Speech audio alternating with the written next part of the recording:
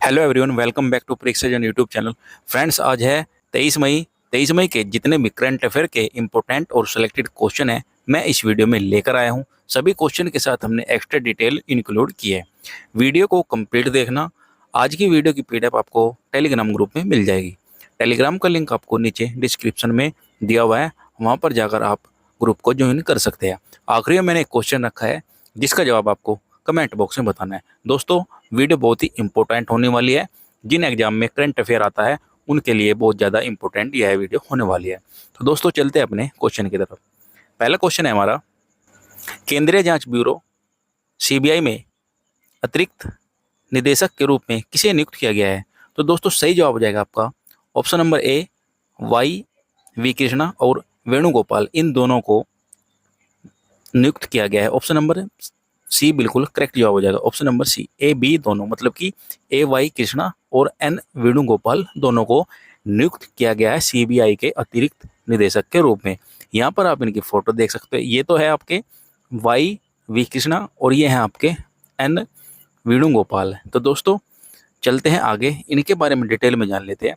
वरिष्ठ भारतीय पुलिस सेवा आईपीएस अधिकारी ए वाई वी कृष्णा और एन वेणुगोपाल को केंद्रीय जांच ब्यूरो सीबीआई में अतिरिक्त निदेशक के रूप में नियुक्त किया गया है। केंद्रीय जांच ब्यूरो यानी कि सीबीआई की जो स्थापना है 1 अप्रैल 1963 में की गई है और जो इसका मुख्यालय है वो आपका नई दिल्ली हो जाएगा और इसके जो निदेशक है वो प्रवीण सूद हो जाएंगे। नेक्स्ट क्वेश्चन पर चलते हैं। नेक्स्ट क्वेश्चन है हमारा, सुप्रीम कोर्ट बार एसोसिएशन यानी कि एससीबीए के अध्यक्ष के रूप में किसे नियुक्त किया गया है? तो दोस्तों, यहाँ पर आप फोटो देख सकते हैं, यह है कपिल सिब्बल।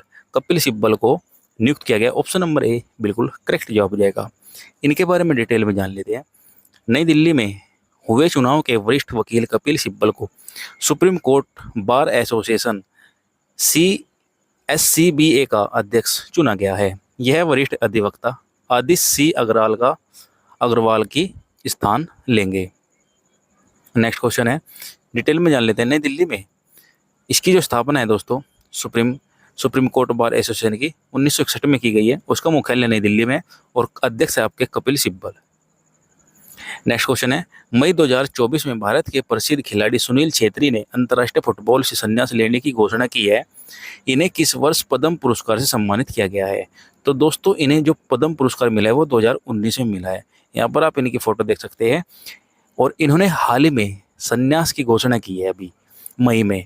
तो जान लेते हैं इनके बारे में डिटेल में। जैसे भारत के सबसे प्रसिद्ध खेल आइकनों में से एक सुनील छेत्री ने घोषणा की है कि 6 जून 2024 को कोलकाता के साल्ट लेक स्टेडियम में कुवैत के खिलाफ भारत के मैच के बाद अंतर्राष्ट्रीय फुटबॉल से संन्यास ले लेंगे।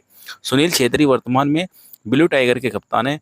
सुनील छेत्री 150 अंतर्राष्ट्रीय मैचों में 94 गोल के साथ तीसरे सबसे ज्यादा गोल लगाने वाले खिलाड़ी है।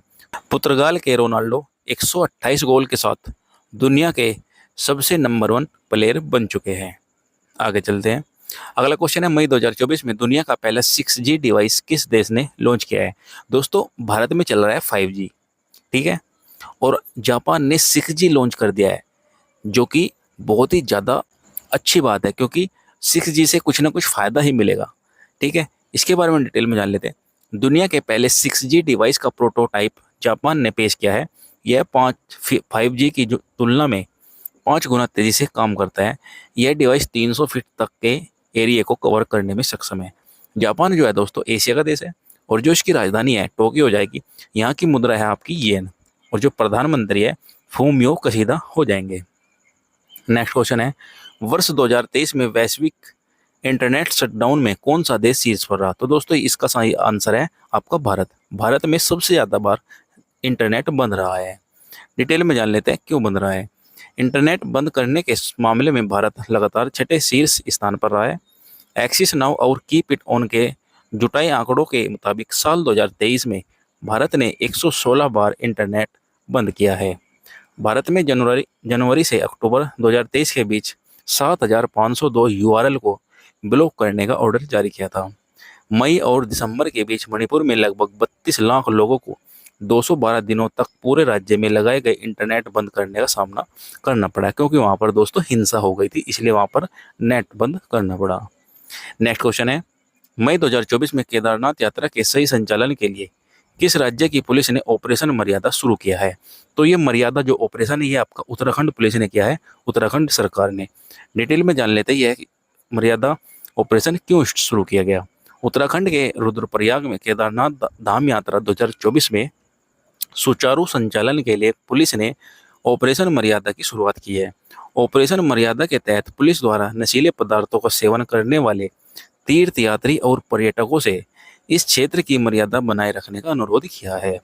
इसमें हुड़दंग, लड़ाई झगड़े करने वाले और मादक पदार्थों का सेवन करने वाले के खिलाफ पुलिस चालान के साथ साथ मुकदमा दर्ज भी करेगी।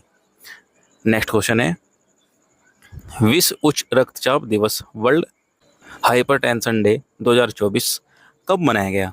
तो दोस्तों इसका सही आंसर हो जाएगा आपका ऑप्शन नंबर बी, बिल्कुल करेक्ट जवाब होगा। 17 मई को विश्व उच्च रक्तचाप दिवस हर साल 17 मई को मनाया जाता है। यह दिन उच्च रक्तचाप के बारे में सार्वजनिक जागरूकता बढ़ाने के लिए मनाया जाता है। वर्ष 2024 में जो इसकी थीम थी, अपने रक्तचाप को सटीक रूप से बचाने, इसे नियंत्रित करने, लंबे समय तक जीवित रखने के लिए। विश्व उच्च रक्तचाप लीग में वर्ष 2005 में पहला उच्च रक्तचाप दिवस मनाया गया था। नेक्स्ट क्वेश्चन है, वर्ष 2024 में भारत अमेरिका का 7वां संयुक्त आतंकवाद विरोधी मॉक ड्रिल अभ्यास तरकस का आयोजन कहाँ किया गया है? तो ये आपका कोलकाता में किया गया है, पश्चिम बंगाल में। इसके बारे में डिटेल में जान लेते हैं दोस्तों। संयुक्त आतंकवाद अभ्यास तरकस, इसमें 2 देश थे, एक तो भारत और एक अमेरिका। इनके बीच में एक अभ्यास हुआ है। इसका जो संस्करण था वो 7वां है और आयोजन स्थल जो कि कोलकाता पश्चिम बंगाल में पड़ता है। उद्देश्य क्या था इस अभ्यास का? आतंकवादियों द्वारा रासायनिक और जैविक हमलों से निपटने के लिए दोनों पक्षों के सहयोग से नई नई तकनीकें अपनाना था कि किस तरह से आतंकवादियों से निपटा जा सके नई नई तकनीकों द्वारा। नेक्स्ट क्वेश्चन है, पद्मश्री पुरस्कार से सम्मानित लेखिका मालती जोशी का 90 वर्ष की आयु में निधन हो गया है। ये किस राज्य से बिलोंग करती थी, मतलब रहने वाली थी? तो सही आंसर है आपका महाराष्ट्र। महाराष्ट्र के ये रहने वाली थी। डिटेल में जान लेते हैं दोस्तों इनके बारे में। प्रसिद्ध कलाकार और पद्मश्री पुरस्कार से सम्मानित मालती जोशी का 90 वर्ष की आयु में निधन हो गया। यह अन्नप्रणाली के कैंसर से थी। मालती जोशी का जन्म 4 जून 1934 को महाराष्ट्र के औरंगाबाद में हुआ था।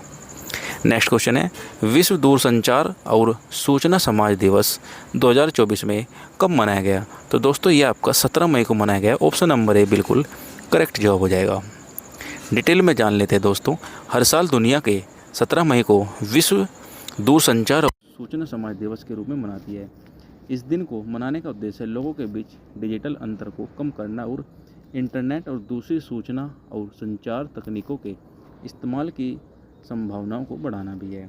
वर्ष 2024 में जो इसकी थीम थी, सतत विकास के लिए डिजिटल नवाचार। इस प्रकार पहला विश्व दूरसंचार और सूचना सोसाइटी 17 मई 2007 को मनाया गया था। किस कंपनी के कृषि ड्रोन विराज को नागरिक उड्डयन महानिदेशक से सर्टिफिकेट प्राप्त हुआ है? तो ये आपका AITMC वेचर्स द्वारा प्राप्त किया गया है। डिटेल में जान लेते हैं दोस्तों इसके बारे में। गुड़गांव मुख्यालय वाली एकीकृत कृषि drone company AITMC ventures AVPL international ने कृषि ड्रोन विराज को नागरिक उड्डयन महानिदेशालय से प्रमाण पत्र प्राप्त हुआ है। यह महत्वपूर्ण कदम भारत में बढ़ते ड्रोन बाजार में एक नए अवसर खोलता है। AITMC वेचर्स लिमिटेड जो कंपनी है उसके CEO हिमांशु शर्मा है। नेक्स्ट क्वेश्चन है, बिमस्टेक की भविष्य की दिशा पर प्रख्यात व्यक्ति समूह EPG की तीसरी बैठक कहाँ आयोजित की गई? तो ये आपका ढाका बांग्लादेश में की गई है। ऑप्शन नंबर बी सही जवाब हो जाएगा। डिटेल में समझते हैं इसके बारे में। बिमस्टेक बहु क्षेत्रीय तकनीकी और आर्थिक सहयोग के लिए बंगाल की खाड़ी पहल की भविष्य की दिशा पर प्रख्यात व्यक्तियों के समूह की तीसरी बैठक ढाका बांग्लादेश में बिमस्टेक सचिवालय में आयोजित की गई है। बैठक की अध्यक्षता थाईलैंड के डॉक्टर सुनथार्न चेइनदीपम ने की थी। थाईलैंड में बिमस्टेक का वर्तमान अध्यक्ष इनको ही बनाया गया है। EPG में सभी 7 बिमस्टेक सदस्य देश हैं।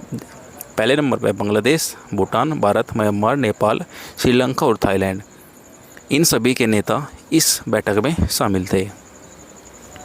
स्थापना जो है दोस्तों बिमस्टेक की 6 जून 1997 में की गई है और इसका जो सचिवालय है वो ढाका बांग्लादेश में है। महासचिव जो है इंद्रमणि पांडे और इसमें 7 सदस्य देश दोस्तों मैंने आपको बताया है। नेक्स्ट क्वेश्चन है, भारत के मुख्य न्यायाधीश DY चंद्रचूड़ ने सभी G20 सदस्यों के मुख्य न्यायाधीशों के शिखर सम्मेलन G20 में कहाँ भाग लिया है? तो ये आपका ब्राज़ील में लिया है, ब्राज़ील के रियो डी जेनेरियो में। ऑप्शन नंबर ए सही जवाब हो जाएगा। आप यहाँ पर इनकी फ़ोटो देख सकते हैं। डिटेल में जान लेते हैं। भारत के मुख्य न्यायाधीश DY चंद्रचूड़ ने सभी G20 सदस्यों के न्यायालयों और संवैधानिक अदालत प्रमुखों के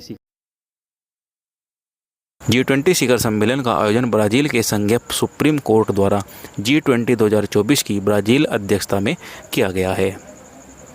नेक्स्ट क्वेश्चन है, मई 2024 में इले लोवोटोलोक ज्वालामुखी फट गया है, यह किस देश से संबंधित है? तो ये आपका इंडोनेशिया में फटा है। ये एक बहुत ही ज़बरदस्त ज्वालामुखी है जिससे फटने पर बहुत सारी समस्याएं आई है। इसके बारे में डिटेल में जान लेते हैं। देश हो जाएगा और जो इसकी राजधानी है वो नसुंतारा हो जाएगी। यहाँ की मुद्रा इंडोनेशियाई है और यहाँ के प्रधानमंत्री जोको विडोडो हो जाएंगे। आपको नोट करना है। FC राजमाता जीजाबाई ट्रॉफी 2024 में किसने जीती? तो ये आपका मणिपुर ने जीती है। ऑप्शन नंबर डी बिल्कुल सही जवाब हो जाएगा। मणिपुर ने राजमाता जीजाबाई ट्रॉफी के लिए 28वीं सीनियर महिला राष्ट्रीय फुटबॉल चैंपियनशिप के फाइनल में हरियाणा को 2-0 से हराकर कोलकाता के किशोर भारती क्रीड़ांगन में अपना 22वां खिताब जीत लिया है। नेक्स्ट क्वेश्चन है, मई 2024 में भारतीय सेना ने कहां दुनिया की सबसे ऊंची टैंक मरम्मत सुविधा स्थापित की है? तो ये आपका लद्दाख में की है। डिटेल में जान लेते हैं। भारतीय सेना ने पूर्वी लद्दाख में चीन की सीमा के पास 14,500 फीट से अधिक ऊंचाई पर न्योमा और डीबियो सेक्टर में रखरखाव सुविधाएं स्थापित की है। दुनिया का सबसे ऊंचा युद्ध क्षेत्र है। यहां पर 500 से अधिक टैंक और पैदल सेना के लिए लड़ाकू विमान तैनात है।